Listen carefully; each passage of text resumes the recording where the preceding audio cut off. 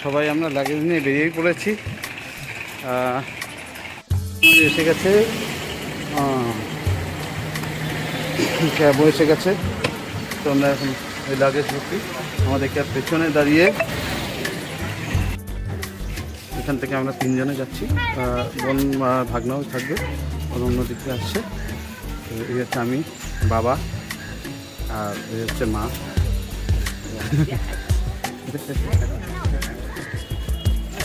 Cab আসছে, ক্যাবটা সামনে দিয়ে ঘুরিয়ে নিয়ে আসছে। তো আমরা ক্যাবে উঠবো। তো দেখতে থাকুন, পরপর আমরা কোথায় কোথায় কীরকমভাবে যাচ্ছি সবই দেখাবো। আমরা ক্যাব উঠে গেছি, এখন আমাদের ক্যাব চলছে এখন হাওড়ার দিকে। তো হাওড়ায় পৌঁছে ওইখানে ভাগনা বোন ওরাও পৌঁছে যাবে ওদিক থেকে। ট্রেন দেরি আছে, এখন বাজে হচ্ছে অ্যারাউন্ড 4:20।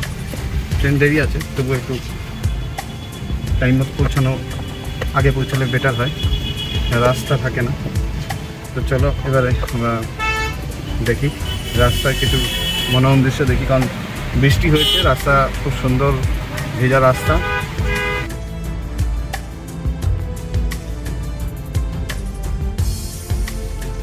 তো নমস্কার বন্ধুরা, আপনারা স্টার্টিংটা তো দেখেই নিয়েছেন। তো কোথায় যাচ্ছি, কি করছি, সব কিছুই ভিডিওতে দেখাবো।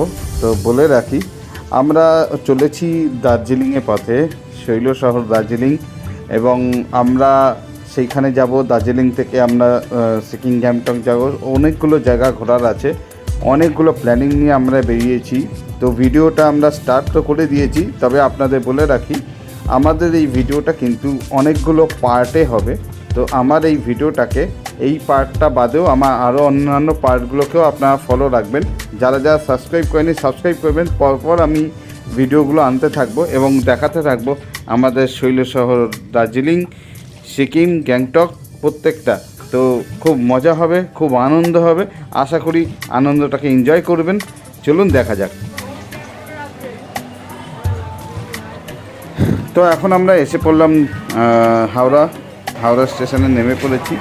আমি মা বাবা নেমে পড়েছি। এখন আমরা লাগেজগুলো নিয়ে ভিতরের দিকে ঢুকবো। আমি এসে পড়েছি ফুড প্লাজার কাছে। আমরা কিছু ফুড প্লাজা থেকে খাবার নিয়ে নিয়েছি, ট্রেনে জার্নি করতে হবে তার জন্য। বোনেরাও রাস্তায় রয়েছে, অন দ্য ওয়ে আছে, তারাও খুব তাড়াতাড়ি ঢুকে পড়বে। আমরা প্রায় আর 10-15 মিনিটের মধ্যে ট্রেন এসে পড়বে। আমরা ট্রেন আসলেই উঠে পড়বো এবং বোনেরাও এসে পড়ছে। তো বোনেরা এসে পড়েছে এবং ট্রেন এসে গেছে। আমি আপনাদেরকে দেখাতে পারলাম না বাইরের, কারণ প্রচণ্ড রাশ ছিল। তো আমরা ট্রেনের ভিতরে ঢুকে গেছি। তো আমাদের জার্নি স্টার্ট হচ্ছে এবং আমরা যাওয়ার সময় আমরা কামরূপ এক্সপ্রেসের স্লিপার কোচে আমরা আমাদের টিকিট করেছিলাম। যেহেতু আমরা এসি কোচের টিকিটটা আমরা কনফার্ম পাইনি, আমরা স্লিপারে নিয়েছিলাম। আশেপাশে আমরা বগিগুলোটা দেখিয়ে দিচ্ছিলাম, আপনার ক্যামেরার মধ্যে বন্দি করছিলাম। মোটামুটি আমরা সবাই সিটের মধ্যে বসে পড়েছি। মা তো পা তুলে বসে পড়েছে, জানলা দিকে দেখেছে, যদিও এখানে বসতে পারবে না, কারণ এটা অন্য সিট। বোন এখানে বসে আছে, এখানে বাবা। বাবা, তোমার কেমন লাগছে একটু জোরে বলো। খুব ভালো লাগছে তো? ঠিক আছে, তোমার কেমন লাগছে? একজন আমাদের মধ্যে দিয়ে যাচ্ছে না, তার কেমন লাগছে? খুব ভালো লাগছে, তারও ভালো লাগছে। সে ইচ্ছা করে গেল না, গেল না। আর আমার তো খুব ভালোই লাগে, সবসময় খুবই ভালো থাকে। 6:30 বেজে গেল আর আমাদের ট্রেন হাওড়া থেকে ছেড়ে দিল। রাজীব এই পর্যন্তই ছিল আমাদের সাথেই, যদিও ছুটি পাইনি বলে অফিস থেকে আমাদের সাথে যেতে পারলো না। তো হাওড়াকে আমরা এখানেই বিদায় জানাচ্ছি, আমাদের ট্রেন অলরেডি ছেড়ে দিয়েছে। আর কী করা যাবে, মনটা একটু দুঃখ হচ্ছে, তবে একটা আনন্দও রয়েছে। নতুন একটা গন্তব্যের দিকে আমরা এগিয়ে চলেছি। আশা করি গন্তব্য যেই দিকে যাচ্ছি খুব ভালো আমাদের একটা এক্সপিরিয়েন্স হবে। তো চলুন এবার যাই আমরা সিটের দিকে এবং স্টেপ বাই স্টেপ আপনারা দেখতে থাকুন।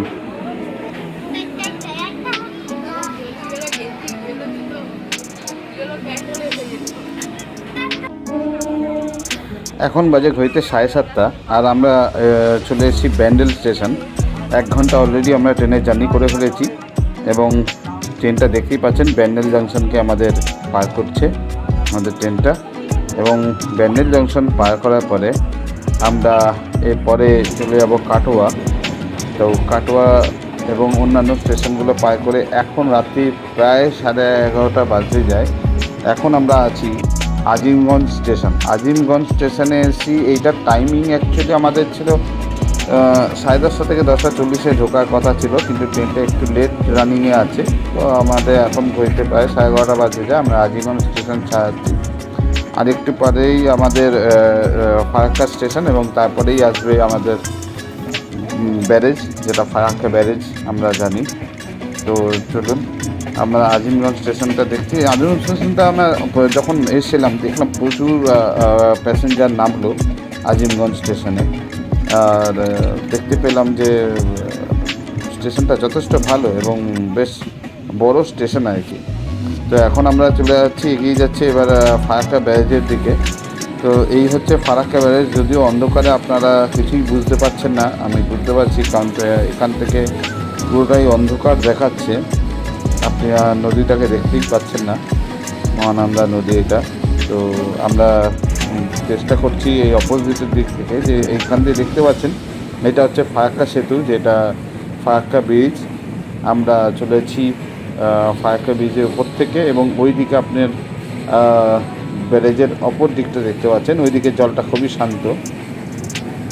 আর এই দিকের দিনের বেলায় আমরা যখন ফিরবো চেষ্টা করব দিনের বেলায় কিছু ভিডিও আনবার। মর্নিং বন্ধুরা, আমরা সকাল হয়ে গেছে, আমরা প্রায় এনজিপির কাছাকাছি আছি। আধা ঘন্টার মতো আমরা রিচ করে যাবো, 8 ঘন্টাও না। এবং এই হচ্ছে দেবরাজ উঠে গেছে। দেবরাজ এদিকে আসো। Debraj, good morning. দেবরাজ, তোমার সারা রাতে ঘুম কেমন হলো? হাফ রাত তো ঘুম আসেনি, তারপরে ঘুম পেয়েছিল তো ঘুমিয়ে। আচ্ছা, দেবরাজে কেমন লাগছে ট্রেন জার্নি? আমার খুব ভালো লাগছে। তো আমি এখন আনন্দে যাচ্ছি, ঠান্ডা ঠান্ডা লাগছে, যেন কুলাতে পড়ি না। আচ্ছা, এখানে ঘুমিয়ে পড়েছে আমার পাশের যাত্রী মিস্টার আনন্দগোপাল সাহা। উনি আমাকে একটু জিজ্ঞেস করলো আপনার ট্রেন জার্নি অভিজ্ঞতাটা কেমন হলো। বাজে অভিজ্ঞতা কেন? আপনার কিরকম বাজে অভিজ্ঞতা হলো? ঘুমটুম হয়নি?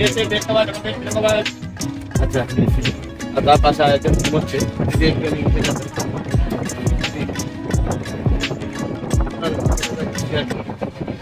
সারা ঘুমাতে পারছি।